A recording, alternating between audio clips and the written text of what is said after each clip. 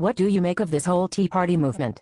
To struggle only to restore a certain degree of bourgeois legality without considering the question of revolutionary power is to struggle for the return of a dictatorial order established by the dominant social classes. In other words, it is to struggle for a letter iron ball to be fixed to the prisoner's chain. Maybe. How does this apply to what they're doing? Look at it this way.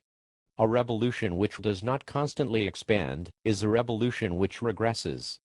The fighters, if weary, begin to lose faith, and at this point some of the bourgeois maneuvers may bear fruit.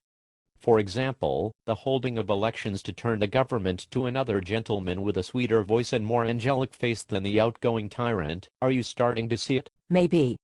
I'm not sure. It seems like you're saying that holding signs and protesting can only take us so far? Exactly. The establishment is winning. The illusion is that the political process is still a viable model for change. A problem cannot be solved at the same level of thinking that it was created. We have to be willing to reframe the whole debate. You mean voting doesn't count? That doesn't seem like a very democratic idea to me. Certainly we can find some way to get the right people in and dismantle the machine from the inside.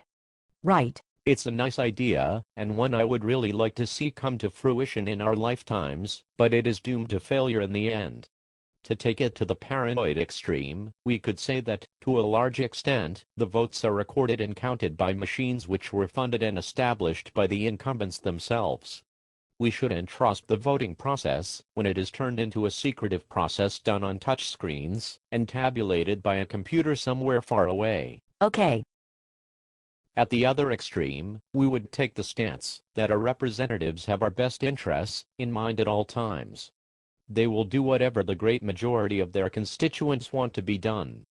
They will weigh all of their decisions throughout their entire political careers against the Constitution, which they have sworn to uphold.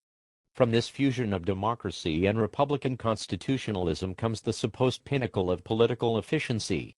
The tricky part comes when each of us has to decide our position in the continuum. Most people would rather not think about it. Do you? The real struggle is not one of oppressed minorities, or disenfranchised youth, or the increasingly marginalized middle class. We have to take a holistic approach to solving our problems. This begins with recognizing that everything we see on television, or hear on the radio, or read in a magazine, or watch on YouTube, is simply an attempt to sell a product. It may not always be as easy to identify as an obvious product placement in a movie or any number of corporate sponsorships being promoted in major sporting events. Sometimes it's very subtle and very well planned out. All right, I'll bite. What exactly do you mean? Can you give a recent example? That's easy enough. The examples are many. I'll give you one and let's see if you can catch the lesson. Okay, shoot. Well, during the president's town hall meeting in New Hampshire this week, he fielded a question from a young girl, probably no older than 8 or 9. She was reading from an index card, and she basically asked him why the people protesting outside are so mad, but not from a policy standpoint, just simply, why are those mean people so angry?